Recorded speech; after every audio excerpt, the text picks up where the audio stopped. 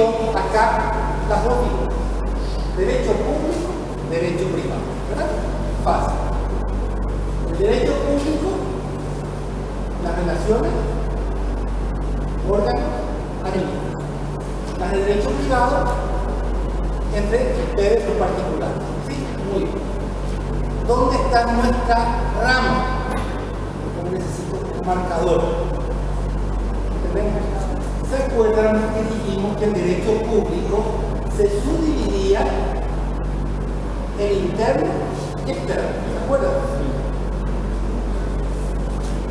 Vamos a estudiar nuestro programa para que ustedes puedan rendir bien. Vamos a aprovechar. Interno y externo. El interno es que regula las normas dentro de la competencia y territorialidad. Y el externo con las relaciones internacionales. Nuestra rama está en el derecho público interno. Por favor. Estoy pidiendo tu agua, pero que estoy pidiendo tu marcador. Sí, estoy pidiendo todo eso, me van a traer ya. Acuérdense, ustedes están ubicados acá. Por favor. Entonces vamos a estudiar acá. Vamos a estudiar bien así, vamos a aprovechar un poquitito y vamos a ubicar. ¿Se acuerdan de la definición de derecho administrativo? Conjunto de principios y normas, ¿verdad? ¿Sí? Que regulan las actividades de la administración con su administrado. Esa es la más fácil y la más sencilla. Pero si ustedes quieren tener un concepto mucho más amplio, la rama del derecho público interno, pero imposible por ahí. Bueno, ayer no pude venir, les pido disculpas. Me acompañó a ustedes el profesor Vitone, él es miembro de la Cámara de Apelaciones del Tribunal Contencioso Administrativo, para ubicarse, ustedes futuros abogados. Contencioso administrativo es el órgano encargado de pronunciarse sobre todas las cuestiones judiciales que llegan entre la administración y el Estado. ¿Sí? Esa es.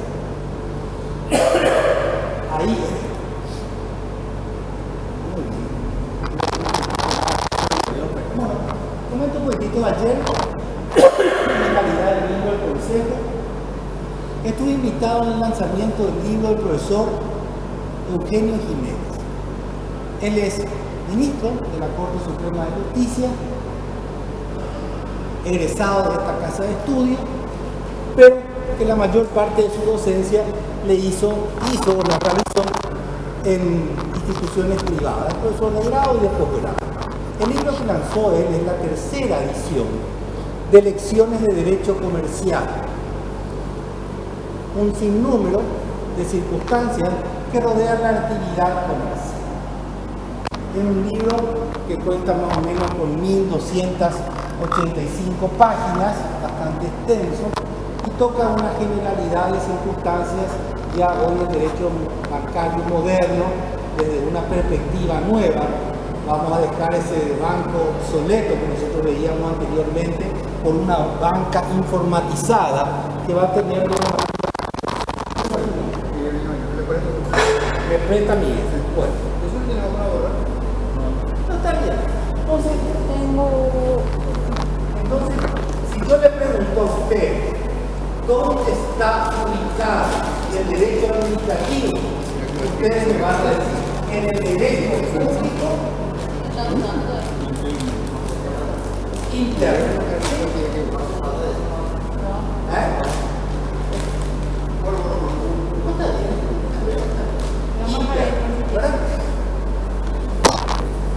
Primero vamos a ubicar dónde está nuestra rama del derecho. ¿Sí? El derecho en sí, el derecho, acuérdense, es el género. las especies son público-privadas. ¿Verdad? O sea que la rama está en el derecho público interno de nuestro país. ¿Y queda el derecho administrativo? Siempre, nunca van a fallar. Conjunto de principios y normas, ¿sí? Que regulan la actividad, la creación de los órganos, la estructura, los fines de la administración con sus administrados que tienen un fin común que es el bien común. Ya lo explicamos, ¿verdad? El derecho administrativo dijimos que era subconstitucional. ¿Sí?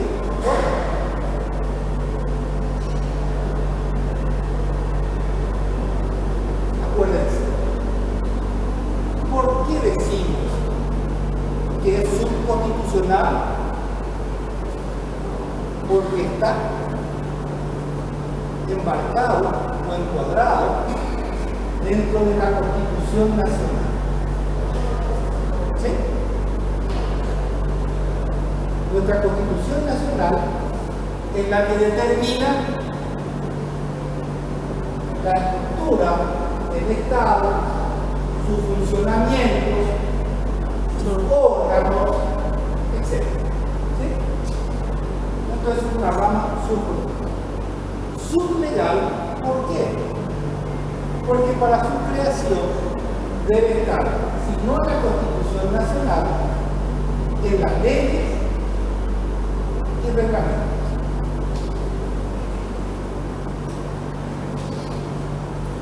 ¿Sí? Gracias. Quiero que se ubica. ¿Se ubica, verdad? Sí, doctor. En la rama del derecho público interno. El derecho administrativo es subconstitucional, porque está dentro de la Constitución. Bueno, el derecho administrativo se relaciona con todas las otras ramas del derecho. Con la primera rama es con el derecho constitucional. Constitucional, sí. Muy fácil. Ese conjunto de normas generales de la Constitución. También el derecho administrativo se relaciona con el derecho civil, donde obtenemos todas las normas que van a regular el derecho administrativo. ¿Sí? También con el derecho procesal civil, que nos relaciona en cuanto al procedimiento o las etapas que tiene el derecho administrativo. ¿Sí? El derecho procesal civil es el que establece las etapas de la demanda, de la contestación, de las pruebas, de los alegatos y de la sentencia. O sea que el derecho procesal civil, por analogía, nos va a establecer las etapas del sumario administrativo. ¿Sí? ¿Cuántos días debe tener para contestar? Tienen que existir los principios de seguridad, de protección, de defensa, etc. O sea, también se relaciona con el derecho penal, porque están todas las figuras que castigan o sancionan el ejercicio o la desviación de la administración. Ejemplo, el cohecho, pasivo, activo, el enriquecimiento, un sinnúmero de figuras. También con el derecho procesal penal, porque establece también las etapas. Se relacionan también con las otras ciencias del derecho, con el derecho comercial, ¿sí? Sí. Creo que con el único que nos relacionamos es con el derecho eclesiástico.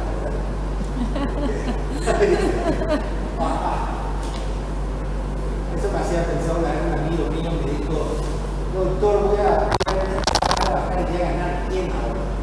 ¿De qué te vas a dedicar vos?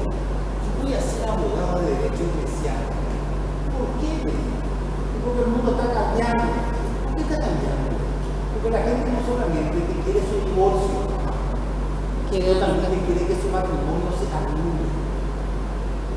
Y la anulación del matrimonio también es un derecho que debe ser ejercido y hay que hacer por etapas, ¿sí? Para anular el matrimonio. Hay numerosas causales para la nulidad y la anulabilidad del matrimonio. Generalmente la mayoría de los abogados que se dedican a ese sentido provienen de la Universidad Católica, donde sí existe una materia que se llama Derecho Canónico. Bueno, entonces, lo primero, ubicamos nuestra rama del derecho en el derecho público interno, que es subconstitucional y supremo, ¿verdad? Muy bien. También tenemos que decir que hoy en día es tan activo el derecho que también la administración empieza a realizar actos de derecho privado. Ejemplo, una compra-venta. Necesita el Ministerio de Educación y Culto comprar vehículos para transportar a los maestros, ¿verdad? Con una licitación, a través de contrataciones públicas, etc. A medida que va evolucionando, el derecho privado, el público, ya se envuelve con el derecho privado. Hoy tenemos órganos del Estado que actúan como sociedades anónimas, en donde el Estado tiene acciones, o sociedades mixtas, ¿verdad? Participación privada y participación pública. Eso es lo que dicen los chilenos. ¿Qué diferencia entre el Paraguay y el chileno? ¿Por qué eso? ¿Y por qué? En Chile está todo privatizado. Nada está en nombre del gobierno. Dame un ejemplo. Y toda la ruta está privatizada. ¿Qué hace el gobierno? Cobra 20% por cada vehículo, lo que sea, por el ticket. Entonces nos obliga. No paga empleados, no paga un número de cosas y va ingresando. O sea que nosotros seguramente vamos a llegar en una etapa de nuestra vida en donde vamos a volcar. Muy bien. De la primera Bolivia, también tenemos que decir de que para definir nuestra materia hay diversas teorías. Y las diversas teorías que dieron nacimiento a nuestro derecho administrativo, aquellas que nacen de la irresponsabilidad, de la actividad dual del Estado, de la inclusión y tal vez una corriente autónoma. Esto para ubicarse, ¿verdad? Ubicarse donde ustedes tienen que memorizar la definición de nuestra rama de derecho. Estas son teorías. Muy bien. Después habla de las normas jurídicas. Las normas jurídicas siempre tienen una etapa de creación y otra etapa de aplicación. La creación generalmente de una ley, de un reglamento, etc., es estática. ¿Sí? Y aplicación es sinónimo de una etapa dinámica. Acuérdense. En esta etapa estática se dicta la ley y con esta se aplica. Las leyes generalmente, siempre en los países, son sancionadas por el poder legislativo. La aplicación al poder ejecutivo. ¿Qué tiene el poder ejecutivo en el artículo 238? La administración del Estado. En esta parte dinámica podemos decir que pueden haber reglamentos y actos individuales. Estos, ¿qué hacen? Regularizan las situaciones creadas en la ley. El legislador no puede prever todas las situaciones. esta parte dinámica de la creación de la norma se encuentra lo que nosotros queremos: el acto jurídico individual. ¿Sí? El acto jurídico individual tiene efectos directos sobre la persona a quien le favorece lo que tiene que cumplir. Se le designa al antilógrafo, tiene que jurar, que aceptar. Realmente es un efecto indirecto. ¿Por qué? Porque tú vas a tener que transmitir todas las audiencias, un sinnúmero de situaciones que van a producir efectos. ¿Sí? Hasta acá entienden. Sí. Dos etapas en la creación de la norma: estática y dinámica. En el segundo punto, y acá la última parte, habla de una noción integral.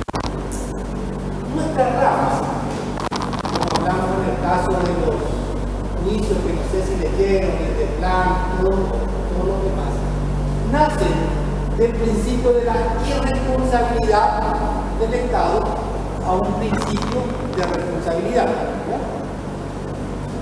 El principio, en la monarquía y anteriormente, lo que hacía la administración no tenía responsabilidad. Hoy en día el principio es que si los actos administrativos producen consecuencias jurídicas, también pueden ser objeto de responsabilidad. ¿Cuál es la noción general de nuestra norma? Que en nuestro país hay una corriente que dice que es imposible codificar todas las normas de carácter administrativo, entonces no tenemos un código. Pero sí existe un proyecto, un anteproyecto de código administrativo del profesor Blanco, durmiendo hace más de 15 o 20 años en el Congreso. Para algunos dice que codificar traería problemas, y para el otro significa desviar o sacar el poder que pueda tener la administración y que pueda ser regular. Generalmente se dice que la administración tiene un mayor poder. Y siempre nosotros tomamos de ejemplo de un profesor administrativo hace varios años. Miren la estatua de Astrea. ¿Por qué no tiene nada? Porque decía uno, no hay nada, no sé, no hay derecho, no hay justicia. Generalmente dice uno, no, porque el poder público, el poder de la administración, tiene un poder mayor sobre los administrados, y puede existir veces que cuando se aplican las leyes a un acto, un acto concreto, se podría producir una desviación, discutirse algo como otra. Eso es lo que yo quiero que sepan de la bolilla número 1. Es difícil de ver, ¿verdad? La segunda bolilla es fuentes. Fuentes, dijimos que había dos fuentes, ¿verdad? Formales e informales. ¿Sí? Fuentes, vamos a hacer como un sinónimo de dónde proviene nuestro derecho. ¿Y de dónde va a provenir nuestro derecho si nosotros decimos que es subconstitucional y sublegal? De la fuente formal, que es la Constitución Nacional, ¿verdad? Los tratados, las leyes y los reglamentos. Esas son las fuentes formales de nuestra materia. Las fuentes informales, la jurisprudencia, la doctrina, los principios generales del derecho. ¿Sí? Están siguiendo, ¿verdad? Esa es la bolilla número 2.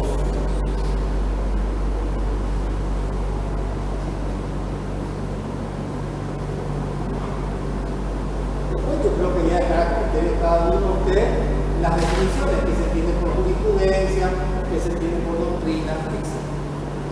¿Sí me borro? ¿Sí me borro? Bueno, entonces tenemos primero la definición, segundo la ubicación de nuestra rama. Ubicamos en el derecho público interno, ¿verdad? No hay ningún problema. Después tenemos la fase estática y dinámica de la creación de las normas jurídicas que van a regular el derecho administrativo. La bolilla 2 es fuentes, ¿sí? La fuente es muy fácil, formales e informales.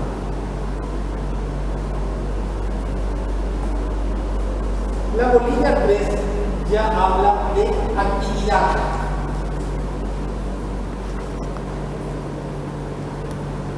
Actividad como sinónimo de función.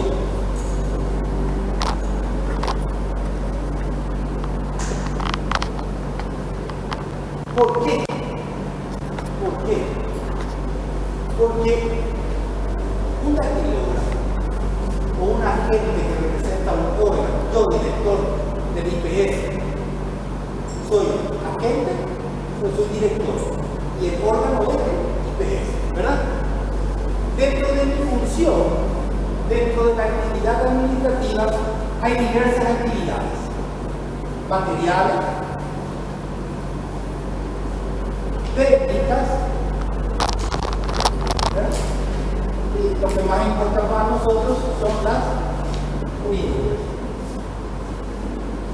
Materiales, la persona que, no sé, escribe a máquina, es un funcionario de la municipalidad que se le ordenó el retapado de una capa fácil, etc. Técnico puede ser una persona que elabora un informe, sindical, un funcionario de la municipalidad. Y la jurídica es la que nos interesa a nosotros. La actividad administrativa jurídica que produce efectos directos e indirectos. Esto es lo que nosotros vamos a estudiar. La función administrativa dentro del ámbito jurídico. Y acá hay una singular diferencia entre la licitud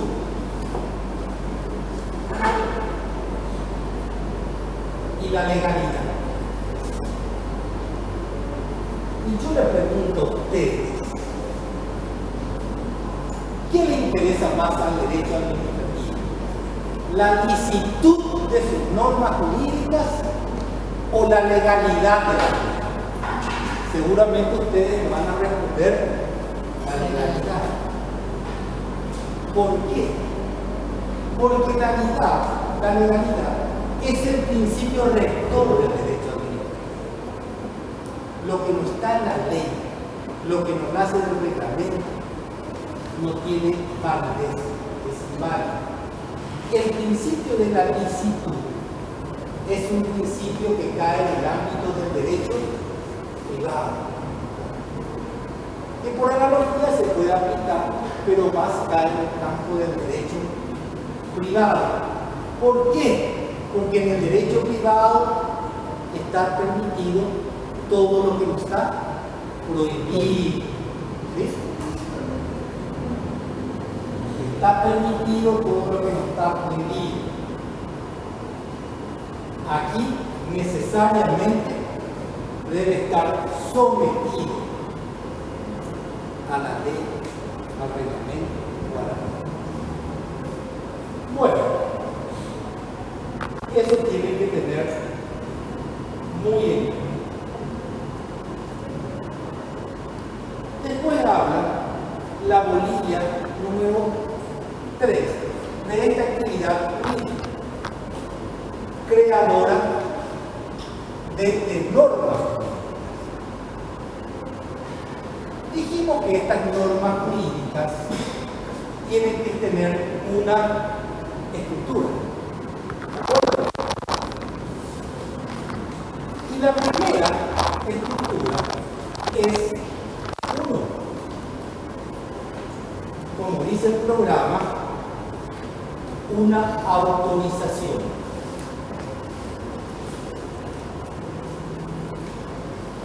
Legal o expresa.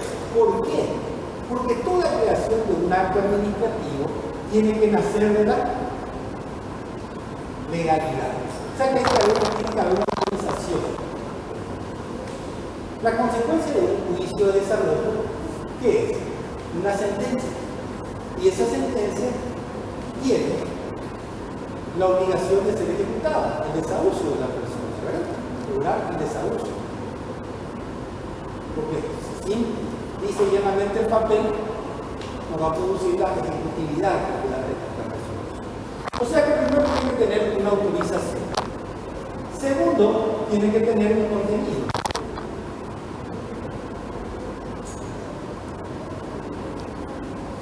Tercero, tiene que tener un resultado. Y cuarto, sería, tiene que tener el resuelto. Serían los hechos, serían derechos y lo que se dispone, ¿verdad?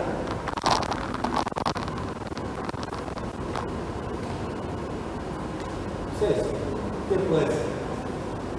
Una ordenanza municipal que se prohíba la noche, que está hasta las 3 de la mañana, ¿verdad? Tiene que tener una autorización legal, seguramente va a ser la municipalidad o el intendente del órgano rector, tiene que tener un contenido, tiene que tener un motivo y al final seguramente va a decir disponer el cierre de los locales, nocturnos, tal. O sea que a nosotros nos interesa esa actividad administrativa generadora de consecuencias jurídicas. Por último, dice de que todo esto, esta actividad jurídica va a ser inválida cuando no cuente con una autorización legal basada en la legalidad o bien cuando exista una contravención a los principios de moralidad y buena costumbre. Ese es un principio básico de moralidad y buena costumbre. En la bolilla 4 tenemos los actos administrativos, la clasificación. Los actos administrativos se clasifican en generales e individuales. Si yo le pregunto a ustedes qué le importa nuestra materia, me van a decir ¿verdad? Por los efectos jurídicos. Y porque estos actos son los únicos que pueden ser objeto de recursos.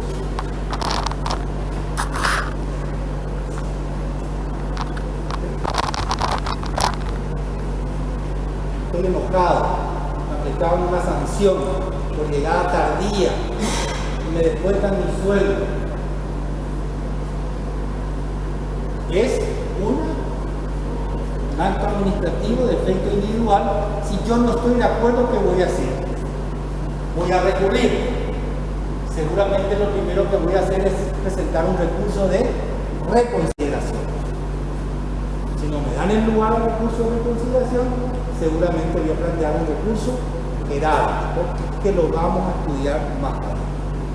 Bueno.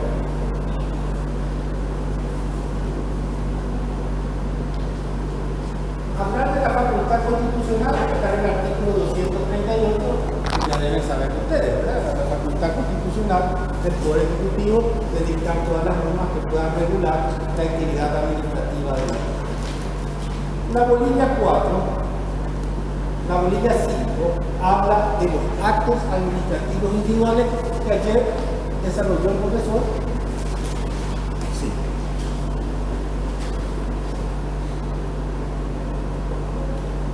Los actos administrativos individuales se pueden clasificar en actos reglados y actos discrecionales. Acuérdense,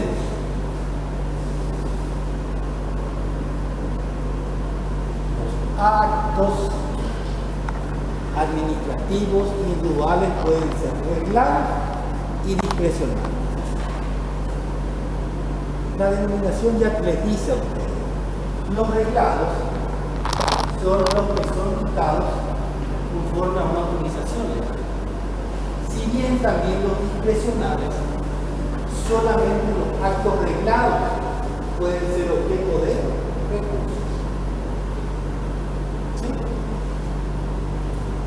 Hoy la doctrina moderna también habla que de los discrecionales pueden ser. Sí. Por ejemplo, algo administrativo individual discrecional. Vamos a hacer una desviación del poder. ¿Cuál puede ser una desviación del poder? A ver, un ejemplo de una desviación del poder. Que el intendente venga y le obliga a la Policía Nacional a sacar el registro. Yo soy el intendente, ustedes están dentro de mi competencia, dentro de mi jurisdicción, de la municipalidad de la capital, y se empieza a pelear ahí con la policía. Y policía capaz que retroceda, ¿verdad? Te voy a denunciar. Esa es una desviación. Si bien el intendente municipal tiene competencia y jerarquía para poder dictaminar la ordenanza conforme a un procedimiento, toda desviación de la potestad que tiene es un acto discrecional. Los actos discrecionales no tienen que tener validez, ¿verdad? Siempre discutíamos nosotros si ese policía que está ahí afuera y le dice, saquen a esa turba que viene a irrumpir la facultad, necesita un acto reglado, una orden judicial, o bien la potestad de Dios le permite actuar. Depende. Ahí rompe toda la arbitrariedad y la ilegalidad, ¿verdad? Vamos a hacer otra desviación de tengo mandamiento de desahucio, el ejemplo siempre, mandamiento de desahucio contra él, que firmó el contrato de alquiler, y contra la garante que es él. Pero en el inmueble también vive él y ella. Se va al oficial de justicia con la orden de mandamiento. Se procederá al desahucio de Marta y Juan. Pues va al oficial de justicia y encuentra 1, 2, 3, 4, 5. Le dice la orden. No debería. ¿Verdad? Si ellos dos no están, no puede hacerlo. Él tiene una orden para sacarla en los dos, Pues si no, están, no para él. no. Debería comunicar eso al juzgado, y el juzgado también, en una etapa procesal correspondiente, ampliar el mandamiento de desahucio contra la demás persona. Si se nos quitan, supuestamente lo que estamos acá, podemos recurrir si hay alguna. Claro, puede recurrir. La otra vez estaba enojada tanto una señora porque hay demasiadas aristas cuando uno firma un contrato de alquiler. Demasiadas aristas, ¿verdad? Y este era un caso que una señora le da una oficina a una sociedad anónima. Cuando firman el contrato con la sociedad anónima, que se llamaba, por lo menos por la ley perfecta, firma como garante el dueño, Enrique. Pero el garante no figuraba en la cláusula, no figuraba. Entonces se hace la demanda contra este señor y el garante. El garante dice que hay una disposición del 815 del Código Civil que su garantía termina al momento que termina el contrato. Si era del 1 de enero del año 2023 al 1 de enero del 2024, ya no termina. No me puede alcanzar a mí la falta de pago de alquileres, ¿verdad? Eso llevó 10 años. 10 años. En 10 años esa persona siguió usando ese inmueble. Cuando iba a obtener el desahucio, la sociedad anónima presenta un juicio que se llama retención de mejora. Y dice, yo alquilé este departamento en el 2004, pero le puse aire acondicionado, le puse pisos nuevos, le puse techo nuevo, pinté. Eso alcanza 400 millones. Entonces el juez, acá saca una medida cautelar, suspende los efectos del desarrollo mientras se ejecuta. Hay muchas aristas en el ejercicio de nuestra profesión, demasiadas aristas, ¿verdad? Y hay demasiadas circunstancias. Bueno, no voy a entretener.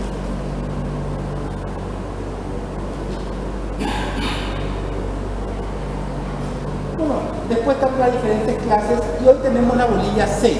No me quieren borrar, ya voy a terminar para que vayan a ver. Bueno, quiero que se vayan a ubicar. Bolilla 1 tiene que saber bien la definición, dónde está ubicada nuestra rama y nuestra relación. Bolilla 2, la fuente, que significa fuente, formales e informales. La bolilla 3, la actividad administrativa. ¿Sí? La bolilla 4, los actos reglamentarios. La bolilla 4, acuérdense bien, tienen que saber las 3 clases de reglamentos, ¿verdad? Hay reglamentos internos, externos y de ejecución. Los internos, los reglamentos internos, son las normas que obligan el cumplimiento a una generalidad o a un grupo específico, generalmente a un grupo específico, a diferencia de los externos, que son normas de conducta para la generalidad, ¿verdad? Y los de ejecución son aquellos que están implícitos el deber de su cumplimiento. Eso tienen que saber bien. Bueno, vamos a terminar la bolilla 6 y les dejo a ver partidos. La tercera fuente indirecta de la Constitución, informales, la doctrina, la jurisprudencia, los principios del derecho, y hay algunos autores que hablan también de la costumbre. Pero para mí la costumbre no es la verdad. Bueno, ahora vamos a estudiar la nulidad.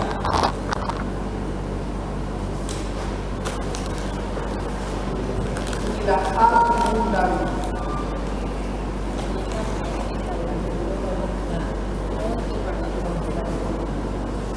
Dijimos que la actividad administrativa genera una actividad jurídica, ¿verdad? Los actos administrativos.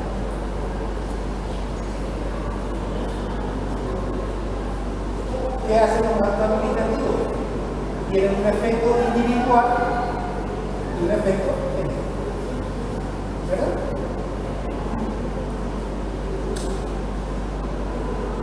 Estos autos, cuando son dictados bajo ciertas condiciones, tienen la mayor sanción, que es la nulidad. ¿Sí? Un acto jurídico dictado, contrario a la moral, a las buenas costumbres, es un acto nulo. El acto nulo trae aparejado el efecto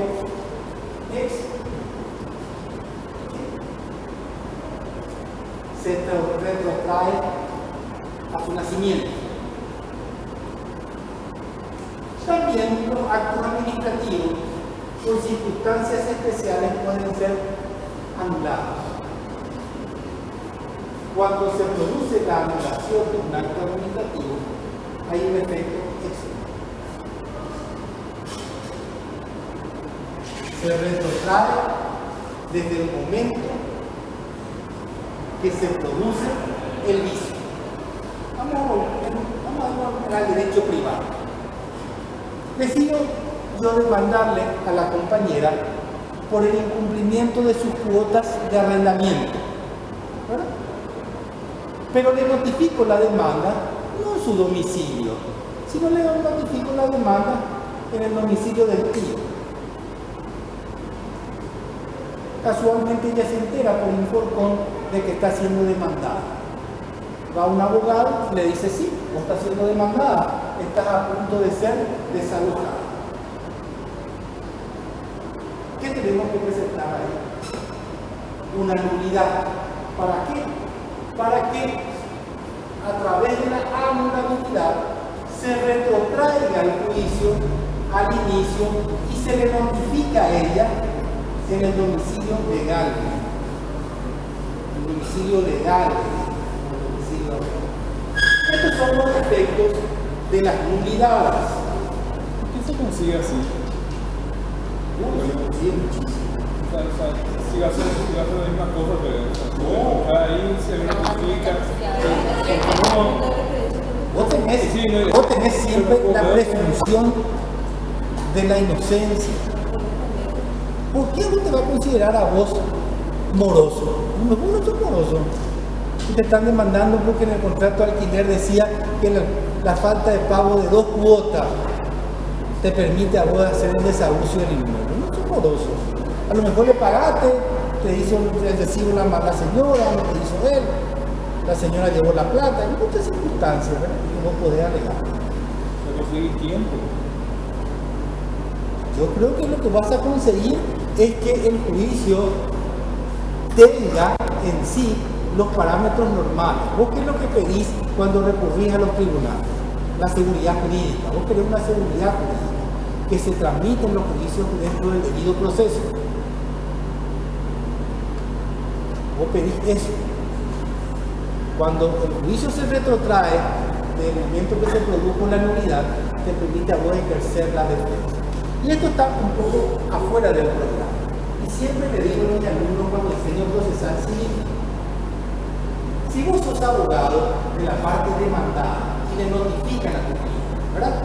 Por un caso de desalojo, un caso de divorcio, pueden ocurrir 4 circunstancias pasadas. 1, 2, 3, 4. Te notifican de tu divorcio, ¿verdad? Te va tu vecino, tu abogado te decía: mira, a mí no me interesa. Déjale. Ya el divorcio. Por tanto, no me va a sacar nada. Una hipótesis, ¿verdad? Deja que el juicio vaya como vaya. Total, la sentencia va a ser para los dos. Los dos vamos a ser divorciados. Entonces el juicio va a ir rebeldía.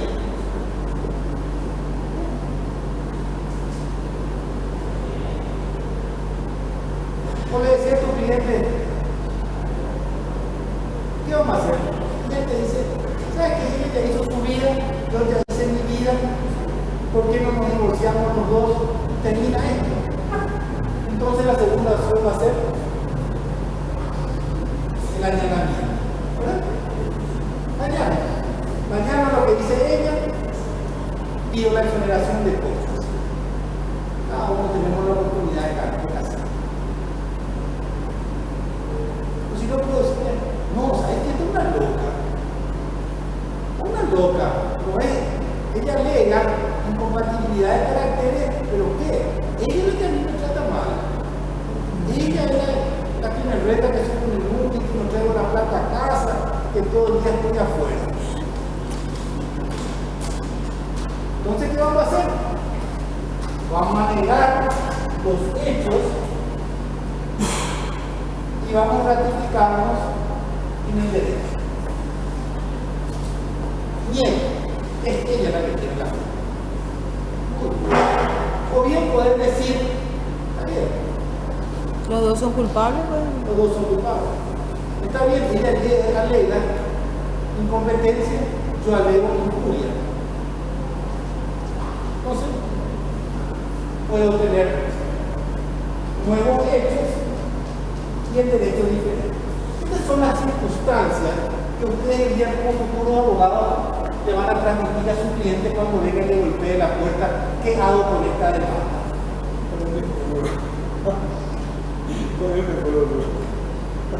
Si te vas a separar, ya te va bien. ¿Y el mutuo acuerdo? ¿Y el mutuo acuerdo cuál es? ¿El allanamiento? El allanamiento, el motor. ¿El mutuo acuerdo del allanamiento? Bueno, yo voy a dejar hasta acá, chicos. Quiero que se vayan a ver el partido. Vamos a subir la clase. Y bueno, vamos a rendir el día 14. Tenemos que llegar hasta donde podemos llegar. El examen, siempre le digo, va a ser marcar la respuesta correcta.